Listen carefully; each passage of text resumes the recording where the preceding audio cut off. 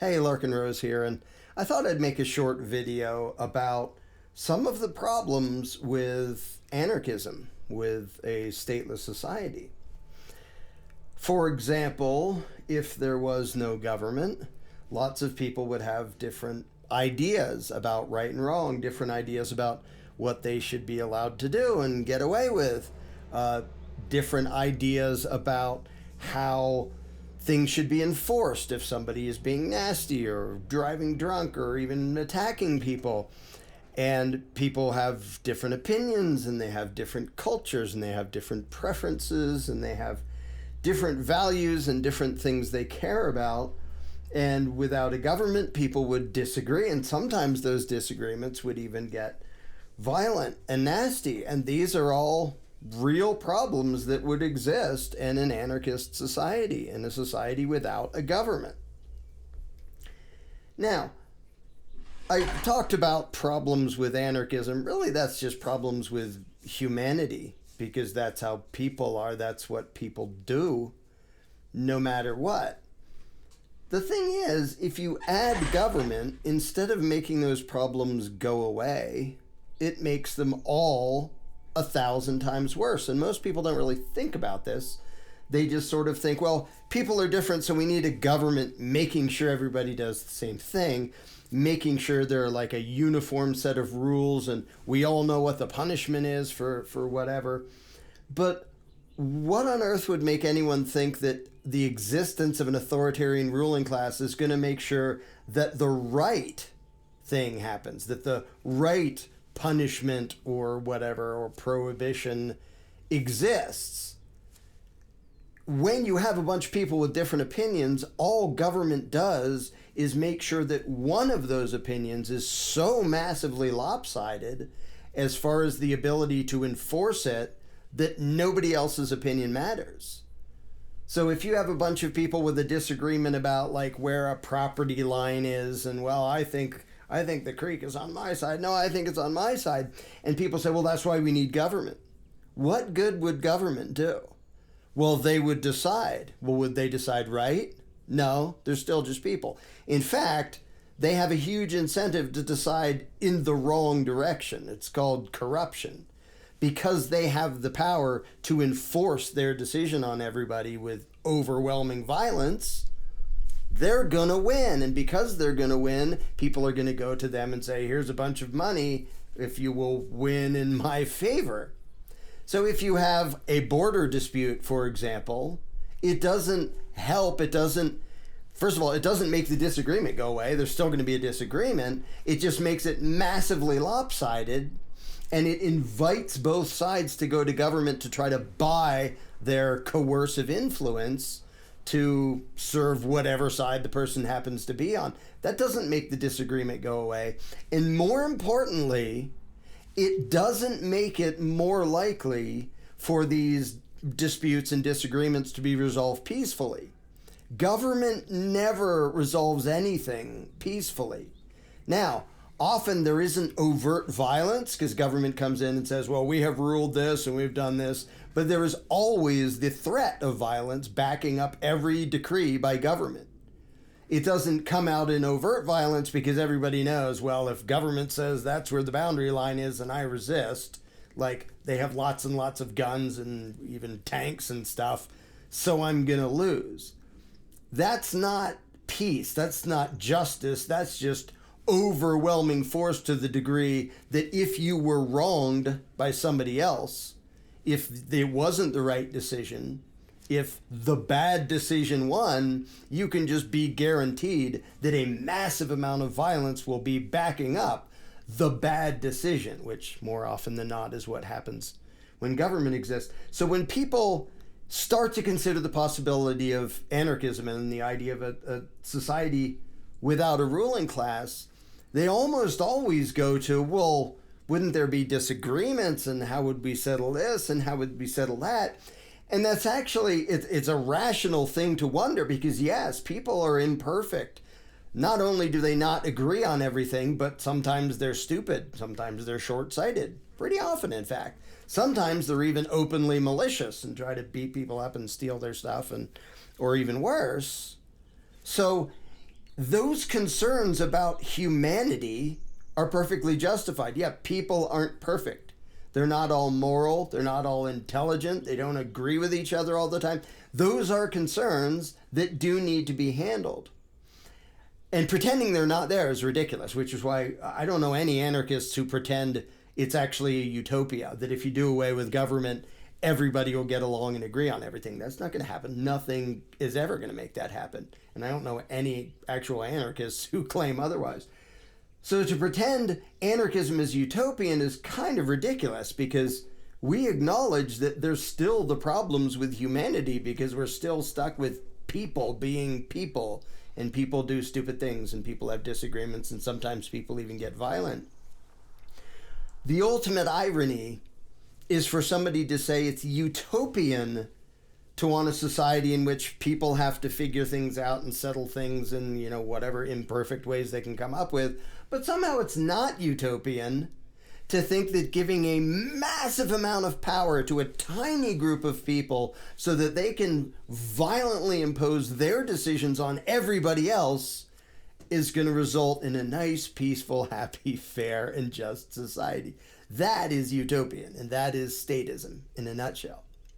Now, I've said this before. If there was some superhuman magical force that could make sure the good guys always win, yay, I'd be all in favor of that. That doesn't exist in this reality, and it's not going to. And it sure as hell isn't government. That's literally the exact opposite. If you want a guarantee that the most corrupt, destructive people will win in almost any dispute, have a government. Because the corrupt, destructive people are the ones who can run to government and give them a bunch of money to buy favoritism so that the common, decent people lose out. Well, you had a dispute about this. Well, government says this. And unless you want to do battle with its tanks and 80 gazillion armed mercenaries, well, you're just doomed. But at least there's not a disagreement. Yes, there is. There's still a disagreement. It was just resolved in the most violent, unfair way possible, instead of having adults talk to each other.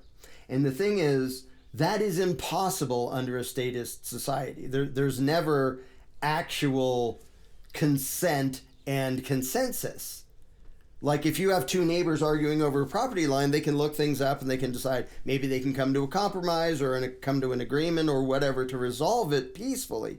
At least there is the potential for that to happen. And, people resolve things peacefully a gazillion times a day on their own. When government is involved, by definition, it's not resolved peacefully, because government says, we are going to make a ruling on this and we are going to enforce that ruling. It doesn't matter what either side thinks at the end of the day. We are going to enforce it. And if you get in the way and you try to resist, very bad things are going to happen to you. That's not peaceful. You could call that orderly if you want. If your goal is orderliness, then you can have, the Third Reich or something. They were pretty dang organized in a lot of ways. They were fascist and evil and destructive and immoral. But hey, the trains ran on time, as the saying went. Although that may have been more Mussolini in Italy, who was buddies with Hitler anyway. But yeah, there of course are always going to be problems as long as we have a society made of human beings. People find the dumbest ways to cause problems. They also find the most ingenious ways to get along and to solve problems. The difference is, when there is a government, there is always an incentive for everyone to run to government to have an enforced solution to every dispute, to every disagreement. And that is violence, even if it doesn't come out as violence. It's just a threat of violence. Well, the government said this and I can't resist, so I give up. And you could say that's not violent, but it's sort of like if somebody says, give me your car or I'll shoot you, and you give him the car keys. Well, that wasn't violent. He didn't shoot you. Yes, it was violent. He threatened violence against you. That's part of the immorality of violence, and that's what government does with every regulation, every decree, every law, every mandate, everything that government does is a command backed by a threat of violence. So if you want to be civil and moral and solve as many human problems as possible in a non-violent way, remove government from the equation, because it never solves them in a non-violent way, whereas normal human beings can solve them in a non-violent way. Now, that's not to say there wouldn't still be some violent conflicts, because there will be. There's lots of people on this planet. Sometimes there's disputes that get so heated and nasty that they're going to turn violent. That's unfortunate. Government doesn't make that not happen. In case you weren't aware of that, like, read the news. Those things still happen. And then police show up and write a report and do nothing about it most of the time. Meanwhile, you're forced to pay for the police to do a horrendous job of solving any of those problems. So nobody is pretending there won't be problems with humanity in the absence of a government. And for people who believe in government to say, well, I'm not willing to let go of my belief in government until you can explain to me how all these things would be solved, how everything would work flawlessly, there'd be no problems, there'd be no disputes, everything would be crystal clear. There is no such thing. And there is no such thing with government either. When people argue that, they're basically arguing, I'm not going to give up my belief in this thing until you tell me how we will solve all these problems. In spite of the fact that this thing never, ever, ever, ever has solved all of those problems. And in fact, it's made all of them way worse. Government steals more than all other crooks combined. Government commits murder and terrorism more than all private crooks combined. What you wish it would do is kind of irrelevant. What does it actually do? And as much as they pretend that they're peacekeepers and keeping law and order, no, they're not. They're literally introducing violence into almost everything, down to like a kid having a lemonade stand and the police show up and arrest people. Like, do you think the concept of, oh, you have a lemonade stand and your neighbor might not like it, do you think maybe as human beings we might be able to resolve that without kidnapping people if there wasn't a ruling class? I think so. And as much as I don't have that much faith in humanity overall, contrary to what a lot of people would assume because I'm an anarchist, no, I don't expect people to be intelligent or smart or do the right thing most of the time or even half the time. But I fully understand that giving some of those imperfect people a massive amount of power is not going to make it end better. It's not going to make the disagreements go away. It's just going to make them, A, massively lopsided, and B, resolved by way of coercion and violence every time. And that's not the way humanity is supposed to be. Are there problems with anarchism? Well, not really. There are problems with humanity that will still be there in the absence of a government. If you want, you can call that problems with anarchism. But having a ruling class added to the equation will never, and has never, made that better. It never made the disputes go away. It never guaranteed that righteousness and justice will win. It always guarantees the opposite. And even when people know that, they still cling to it. Like the idea, well, without a government, what if somebody stole my stuff? You mean like government does to all of us every time we earn a paycheck or buy something or own some property for a while or do almost anything and they steal some money from us? You want the biggest thief in the world to exist to protect you from the possibility that someone might steal from you? That's kind of insane. And again, I understand how people wish there was a big, righteous, all-powerful thing that would make sure truth and justice prevail, but government isn't that. And in fact, nothing is that.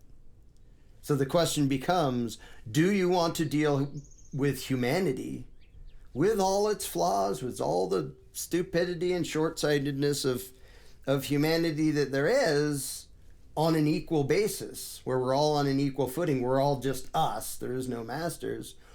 Or do you want to take those fallible, untrustworthy people and take some of them and give them massive power over everyone and everything else? that really seem like a good idea to you? Yeah, I understand wishing there would be some way to guarantee that justice will prevail. Government is the opposite. It is a guarantee, 100% guarantee that injustice will prevail.